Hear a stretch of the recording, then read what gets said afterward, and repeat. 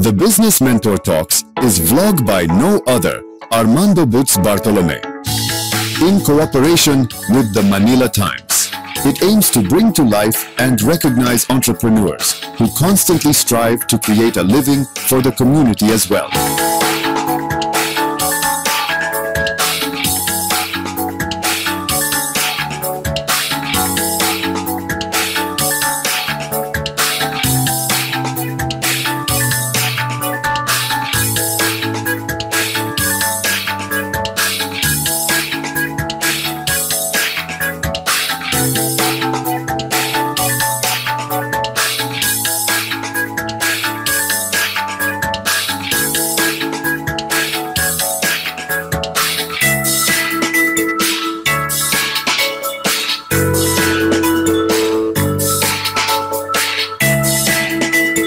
Listen to the Business Mentor Talks with Butz Bartolome.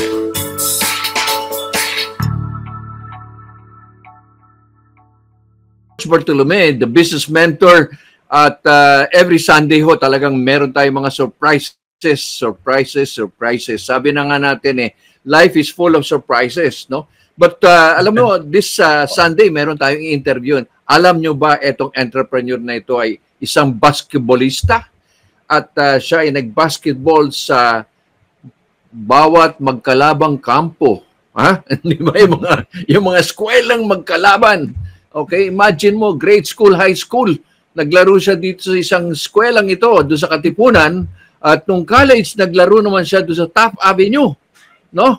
At naging ilang championship. At again, alam nyo ba, siya ay tinawag ng Pure Foods. Ayan ha. But paano na nga ba siya naging entrepreneur? Okay? So, wag na tayo patumpik-tumpik pa at shoot na natin to 3 points, no? So, kilalanin natin si BJ Manalo. Yan po ay yung mga nakakakilala sa Ateneo at sa Lasal at sa PBA. BJ, kamusta? Good afternoon to you. Yes, sir. Good afternoon. And you have been I know you have been a mentor to many, and including myself, no? So from AFI and now dito po sa PCC. So yes, BJ, ano ba height mo at naging basketballista ka at grade school, high school at naging college star ka? Ano ba ang position mo sa basketball, BJ?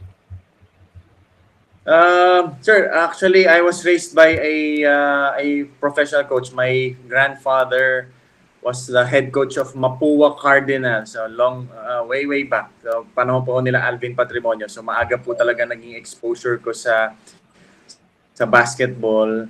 And then I'm 6 feet currently.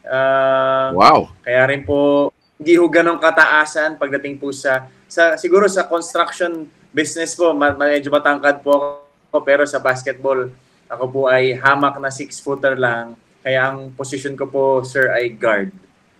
Okay, so yan. 6-footer na ha, but meron naman tayong basketballistang maliit din, di ba? Sino ba yung medyo tumanda na siya no? Medyo nawala na nga ata ay rest in peace, no? But again, Johnny Abarrientos po, siguro po. Oo, at may nakilala rin akong taga PBA sa Ormoc, no? PBA, siya isang counselor na sa Ormoc City. Ang tangkad din no? Paano nga ba kayo tumangkad? Yan ba yung genetics talaga? Marami kasi nagtatanong na, paano ba tumatangkad itong mga basketballistang ito? Ikaw ba, nasa diet nyo na yan mula nung bata ka, BJ? Actually, sir, ako nga ho pinakamatangkad sa angkan namin. So, hindi rin ho kami ganun kalakihan. But ako po yung naging pinakamatangkad. So, ako po ang nagkaroon opportunity to play.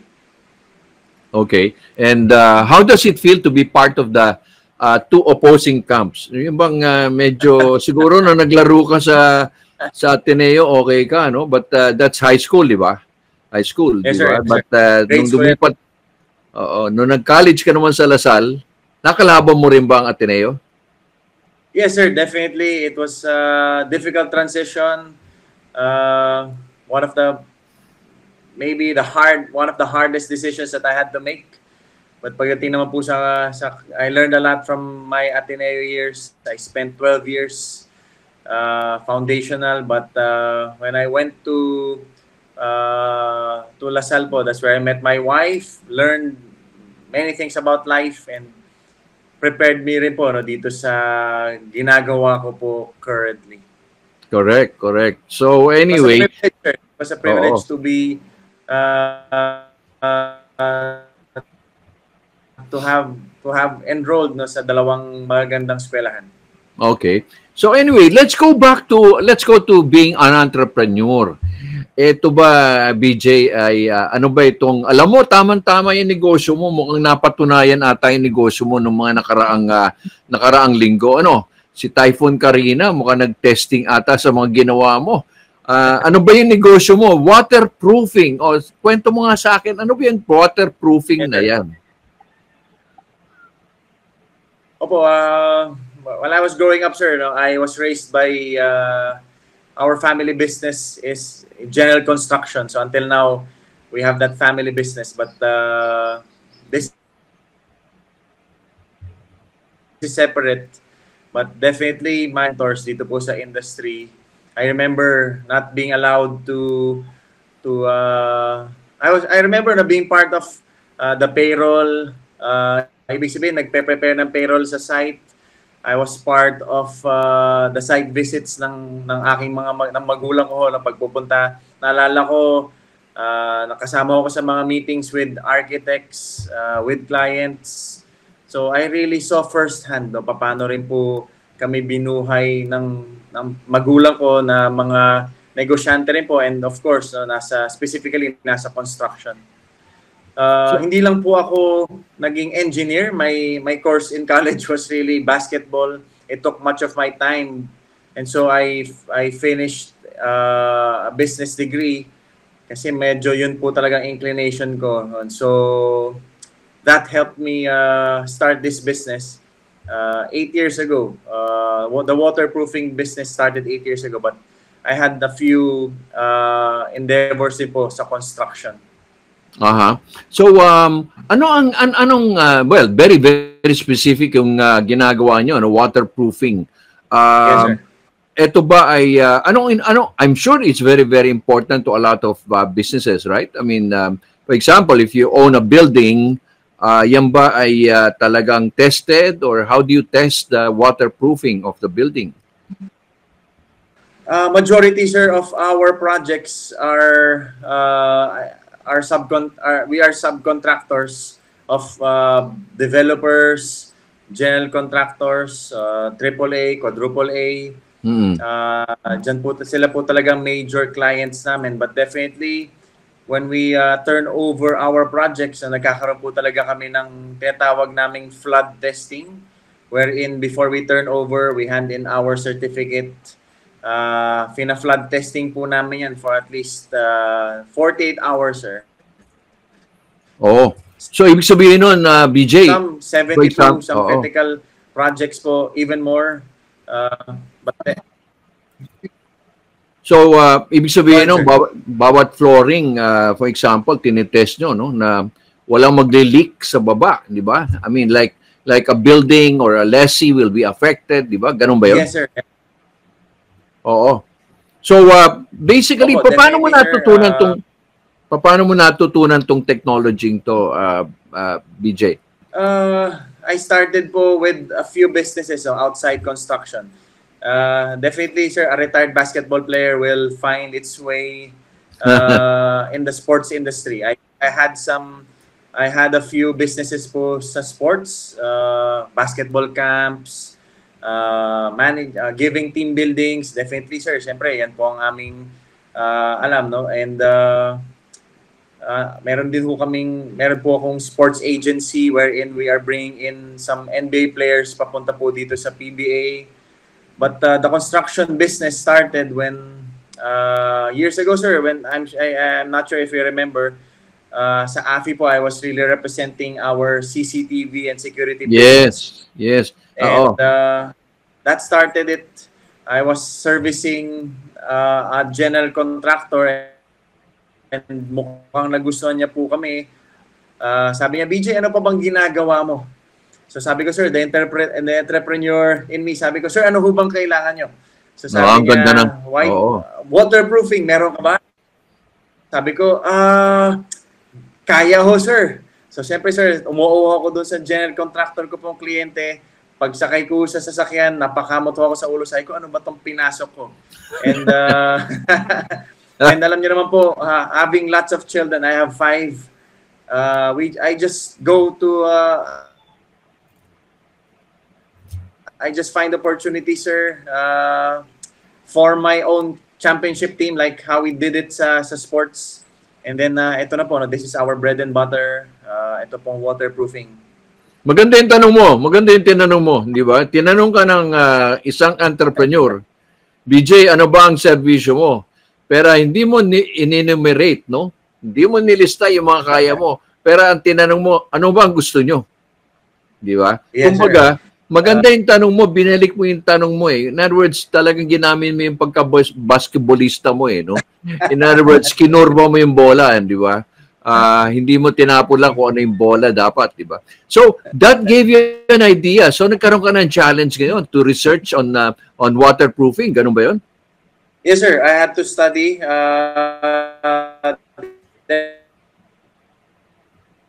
Definitely, my background, our family, dito po sa aming family business helped. I had to research. That time po, sir, I had this CCTV business going on. So, meron ho akong idea, no, paano ho makitungo sa construction industry. And the first major decision po was really to get, no, to hire teammate number 1, no, isa sa pinaka veterano po sa industry. And from there, we recruited po, no, as the projects group. Okay, so how did you now, siguro maganda ito, BJ, paano mo napalaki ang negosyo mong waterproofing? Yan na. Paano ka nakilala na ngayon sa industriya? Siyempre, sir, we are still I still consider ourselves a small player. In fact, our waterproofing business, sir, is just 8 years. But siguro po, no, we are slowly being trusted by the big developers, the major players in the construction industry. It's really, sir, yung malasakit. Naniniwala po kami. I always share to our people that we should love our clients first and then money will follow. Sometimes, sir, we just find people na kailangan lang po ng serbisyo namin. We definitely have our big brothers o yung mga matatagal na pong players sa industriya. I also approach them. We learn from each other. I'm part of business o construction groups na nakikita ko po yung mga kuya ko sa waterproofing. Okay. And So again, anong klaseng mga services aside sa waterproofing ba? Ito building lang ba, or is it also like, you know, commercial buildings, or is it also condominiums now? Kasi marami tayong construction ngayon, di ba, BJ? Left and right, yes, no? Provincial and as well as in Metro Manila. So, paano mo ngayon fino-focus ang negosyo mo ngayon? I'm sure you're so busy, di ba? Definitely, sir. The rains help us in marketing our services. It's also a great reminder for the people kagano po ka-importante ang waterproofing, but majority po of our clients are into the commercial into the industrial and commercial. But we also do residential. Napakahalaga po talaga, sir, na we are also servicing all kinds kasi these also lead us to other clients. Mas marami po sa kliyente namin referrals. So, ito, masubukan lang ho nila kami sa maliit na portion, and then it generates na to other projects. Buildings, swimming, underground tanks, sir. So, hindi lang po structures na pataas, pati rin po structures na pababa na kailangan po ng waterproofing. Basement parkings. So, ayan po. For example, BJ, kagaya no, let's go to the recent calamity, the disaster that we had Yes, sir. How would you suggest now to for example, yung mga building owners na yung outside nila tinamaan ng knee deep, no, baha.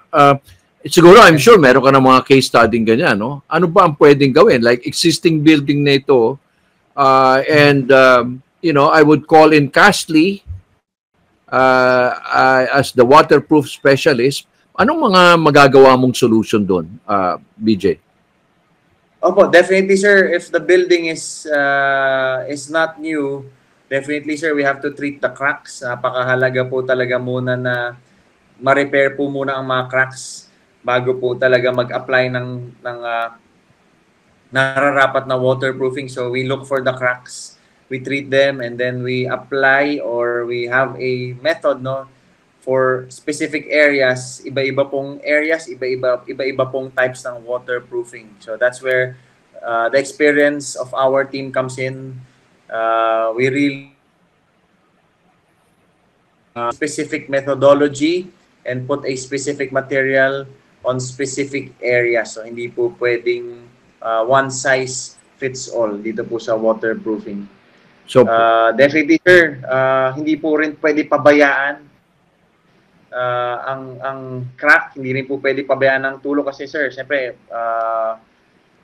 water can be a blessing, but also water can also be a damaging factor, no, sa pagdating sa pag-maintain po ng mga structures. So katulong mo talaga dito ang nagbebenta ng iyong negosyo ay yung mga ulan, di ba? Yung mga baha. Kumbaga ayaw naman natin sabihin disaster, kumikita si BJ. Ang ano diyan is prevention, di ba? Yung importante yung prevention, no? Rather than kasi may investment yan, no? Like for example, building a residence is also an investment, no? And yes, you don't want the investment to fly away, right?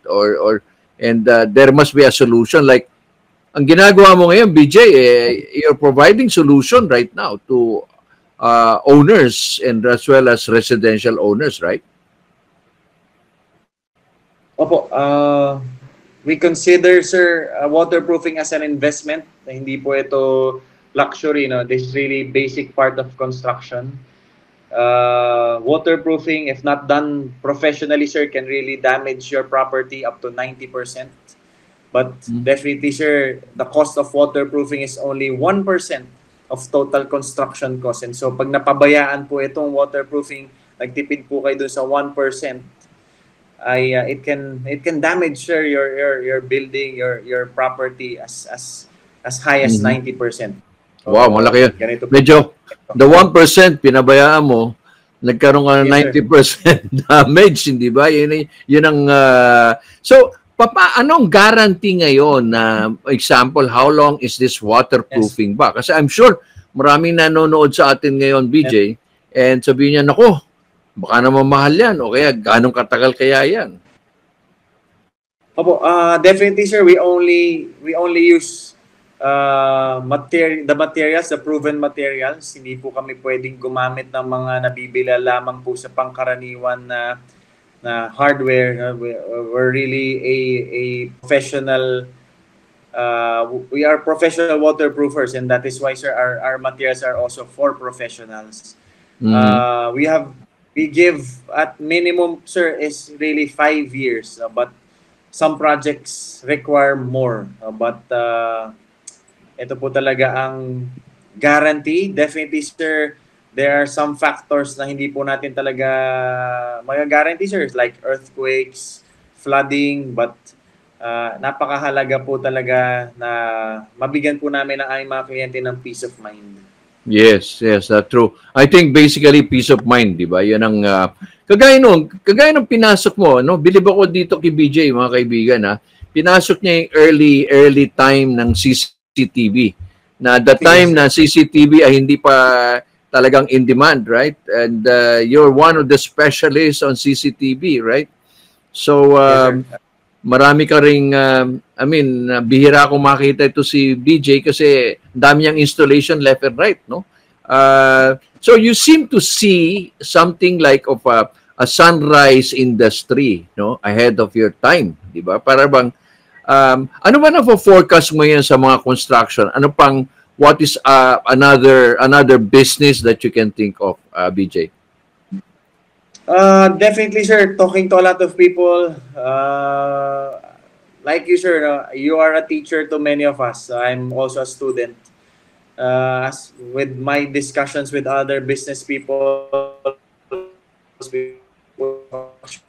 group, renewable energy will be big, no, in the coming years. I just had a meeting with an owner po ng solar company just this morning. So definitely renewable energy like solar, magiging malaki po ito, no? Hindi na po ito pwedeng hindi kasama pagdating po sa construction katulad po dati ng CCTV. I remember, sir, I was offering our CCTV to the restaurant owners. Yes. Kaya po tayo magkakasama sa AFI. But siyempre po, ang renewable energy like solar, it's a luxury na for some companies or some structures. Pero pagdating po, maybe 5-10 years down the road, sir, this will be a necessity specifically po sa pagtaas po talaga ng bill sa kuryente. Yes, true. Well, I saw that. No, I was a firm believer. I have my office and residence with solar, and at the time when people were laughing at me, my neighbors were laughing at me and say, ba't ka naglalagay ng solar? No, I mean, ano yan? Bakit? Sabi ko, mamahal ang kuryente. Hindi naman mura naman di ba? Doable naman, di ba? Yes. Pero who's talking now? Well, it's an investment, yes, I would always say, but nakabawi no? Kumbaga, you put your ideas ahead of time, and like now, sabi mo nga ngayon, really, it's coming into play, no? Renewable energy.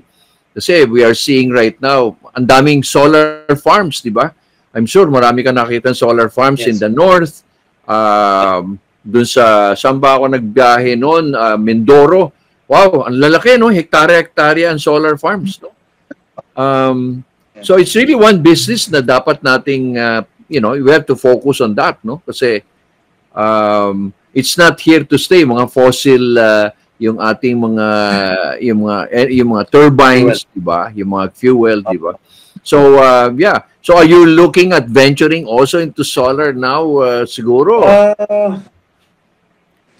Siguro, sir, I'm already 43. Dumating din po ako siguro sa time din po na maybe at 40 I have to focus, but definitely with regards to investments, but siguro baka hindi na po ako directly involved. Anything about renewable energy, solar, it's something to think about, sir. Yeah, right. So para bang si BJ ngayon ay looking on the playing field, and kasi malaki pa rin yung waterproofing, di ba? Hindi naman matatapos ang waterproofing Hindi na uubos, di ba? Sa even competition, like for example, ano ba nakita mo nun sa CCTV? How was the competition building up noon when you were starting that at that earlier times? Opo, sir.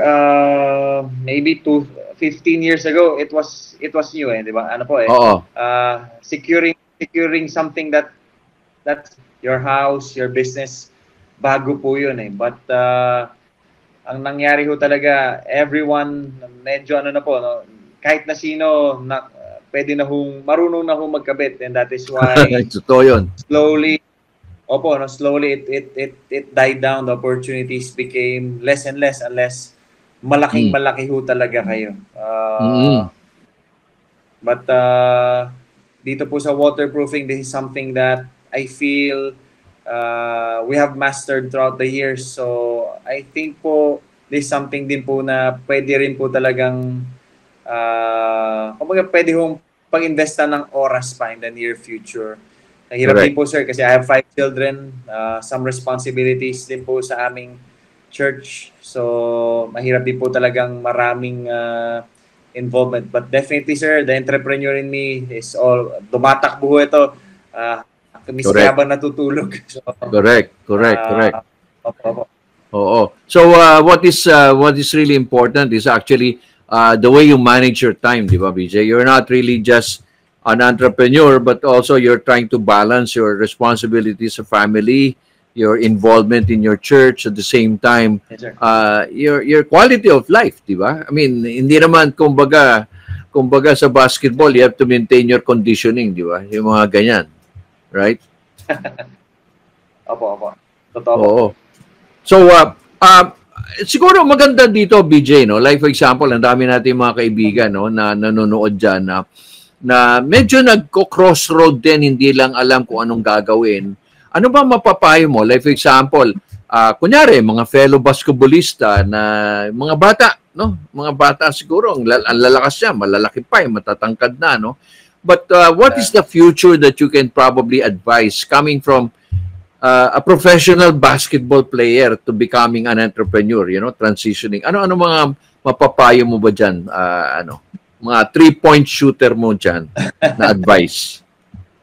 Opo, there's no such thing as an overnight success, sir. Definitely, because of my exposure early on sa buhay ko po, hard work was drilled to me every single day. Natutunan ko po that waking up early, giving your best every single day, practice man po yan, game man po yan, pag-aaral man po yan, project man po yan. No? So, it's really putting your hand to the plow, wala pong shortcut. And definitely, you'll find your opportunities. Minsan nakita ko nga ho, itong generation po natin na mahilig sa easy everything, you know, but definitely in the business world, sir, and in life, nothing comes easy unless you're born very, very rich. But even money can really pwede hong maubos agad, no? But in business, in life, napakahalaga po talaga ng work. And of course, sir, no, syempre as a Christian, sir, everything is, as I work hard, everything is entrusted to the Lord at the end of the day. Amen. Yeah, right. In other words, because siguro this the new generation, no, there are a lot of digitalization, the social media, you know, but the thing is, sabi mo nga, nothing comes easy, di ba? In other words, ikaw naman, di ka naging professional basketball na overnight sumali ka lang dahil 6-footer ka, okay ka na, hindi ba? I mean, siguro ang dami mo ring sabit siguro, ang dami mo ring napagalitan ka ng coach, no? Yung bang but again, no pain no gain, di ba, BJ? But you have to wake up, you have to stand up on failures, no? So yun, I think that's one of the things that we can give an advice to a lot of young people nowadays, especially graduates, no? Na you know, kailangan magsumikap, kailangan identify what is actually their core. Kasi ngayon, very competitive, no? Very competitive. Yes, sir. Sabi mo nga, natutulog ka pero ang negosyo umaandar, di ba? Tsaka yung credibility, I think sa akin, madadagdag ko dyan yung credibility, no? Yung, kumbaga, pag sinabi mong sino si BJ Manalo, di ba? Yung credibility ba niyan AAA, di ba? Yun ang kailangan natin, di ba? Kahit ikaw may negosyo ka, for example, you are faced with competition or bidding sa waterproofing, what really comes in very strong sa iyo, BJ? How do you really Number one po, sir, syempre if we are syempre sir, nakakalaban ko po talaga mga big brothers ko sa industry, waterproofing companies that have been here, no, since my father was young. It's always dependability, sir.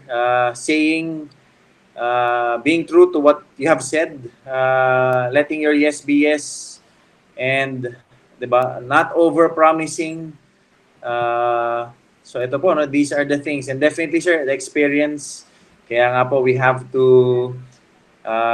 really have to show our projects, ano pong mga natapos po namin, maybe a video or a testimony from our previous clients.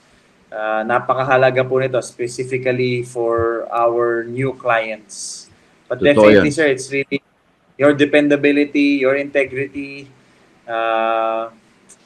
it's really at stake every single day. Yung binid niyo po na dependability and integrity for years, no? It can erode in minutes, no, sa negosyo po natin. Alam niyo naman po yan. Totoo yan, totoo yan. Then, tsaka, kagaya mo, hands-on ka yan, di ba? At tsaka you're a coach to your people, di ba? I mean, you're not just somebody who sits behind your desk and manages from there, no?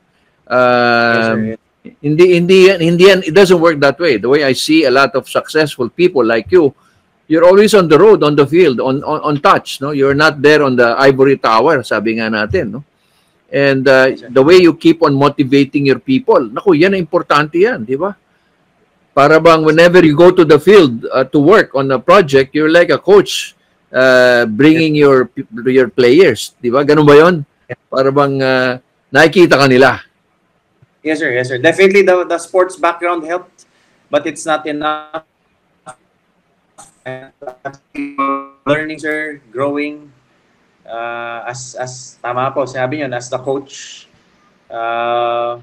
sometimes you also have to be the example, no? As a business owner, you have to be the example. Sometimes, sir, depende rin po sa level ng negosyo, hindi po kayo masyadong involved na sa daily details ng operations, but definitely they see you as the primary example, no, ng culture na binibuild niyo po sa loob ng company. Correct, yun. Company culture, yun ang gusto ko. Yan ang tama yung sinabi mo, company culture. But siguro last thing, how does BJ maintain your physical conditioning now? Si BJ ba ay still somebody who plays off-court basketball? Of course, you're not that competitive anymore, no? But ikaw ba ay nagko-condition pa rin, no? Definitely, sir, no? Age is something that it cannot be beaten. Nakakaramdam na po ako ng pagod at 2 p.m. Nahihirapan na rin po minsan gumising. But definitely, sir, I have to prepare myself not only for business but also as a father, as a husband, and even my responsibilities in church. So I have to prepare. I have to take care of myself, sir. No, but we cannot avoid. These things are out of our control. But the things that I can control, things that I eat, physical activity, sir. No, so definitely, I still have to be active, not to be a professional athlete or even an Olympian, sir. No, but really, so I can really invest my energy throughout the day. Doon sa mga pinaka-importanting bagay po sa buhay ko, sir. Mm-hmm. How does when you wake up in the morning, what do you first do? Siguro a lot of people are asking me also, ano ba mga typical habits ng mga successful people when they wake up? Ikaw, anong typical habit mo when you wake up? Ako, sir, siguro maraming po salamat. Siguro hindi pa po ako kasama doon sa success. Ay, kasama ka na doon. Kasama ka. I'm still grinding every day. Definitely, sir, the night before, may plano na po ako before waking up. No? I always tell my children, our day starts the time we sleep. No? Ibig sabihin, kung ano oras po tayo natulog, nagsisimula na po yung oras ng araw natin the following day, because definitely the time you sleep affects your day the following day. So may plano na po ako. I have maybe 1 or 2 very important priorities. When I wake up, definitely, sir, as a Christian, I read my Bible, I pray, I entrust everything to the Lord, and then I give myself a few minutes, maybe an hour, to exercise, and then yun na po, no? Part of my work is being a husband, being a father to 5 children, and sometimes so I'm regularly teaching po sa aming church, so kasama rin po yan sa aking trabaho, not only leading our business. So those things, top 3, yun po yung tatlong responsibilities ko po every single day na kailangan ko po talagang brasuhin. Ang galing. Definitely, trust the Lord. Yeah. Well, at 43, life, sabi nga natin, life starts at 43, di ba? The counting starts at 40. Di ba? Although marami nagsasabi, it should be 50. Bahala na kayo. Kung anong gusto nyo, how you start your life is kagaya sabi mo, when you sleep, your life starts, di ba? Nagre-reset, no? Nagre-reset yung clock. Okay? It's how you plan your day, the night before, so that when you wake up, and again, with all the prayers that you have, the guidance is there, the energy is there. Di ba? Tama? Di ba? Yan ang nangyayari doon, no? So, kumbaga, hindi naman yung para bang you don't float like a water lily, you don't have any direction, di ba? So, yan ang mahirap sa buhay. Maiksi lang ang buhay natin, but we have to make a legacy. Di ba? Yan ang importante sa atin. So, again, BJ, maraming salamat. Again, grabe, ang dami nating natutunan dito. I'm sure kayo, mga nanonood dyan, how can they get in touch with you, BJ? For example, may mga nagtatanong dyan, saan ba ito nakikita ito sila Cashley? Yan ba may Facebook page? Yan ba may LinkedIn or whatever? So, yan. Opo, sir, ako po ang dapat magpasalamat sa inyo. In behalf of our company, we are grateful for people like you who have been around for entrepreneurs like us. Cashley, may website po kami, cashleywaterproofing.com. No, nandun na po yung aming mga contact details. Cashley, C-A-S-L-I. Those are the initials po of my 5 children. Cashleywaterproofing.com. Okay, so initials pala yun. So sabi ko, ang ganda naman ng pangalan nito. Okay. So again, BJ, thank you very much. God be with you, and more power to your business, and keep waterproofing so that hindi naman tayo nababaha sa ating loob ng bahay o sa ating building, Minsan kasi yung building may nakita akong mall parang waterfalls sa loob no? So I mean, the damage has been there again. With the life, with the water, the environment that's changing, your business is definitely helpful, for prevention. Okay. So again, thank you very much. Again, on behalf of the Business Mentor Talks and Manila Times, again, more power to you guys. And again, yan po ang tignan nyo, basketballista, naging entrepreneur. Okay. So yan si BJ. Thank you. Bye-bye. Thank you po, sir.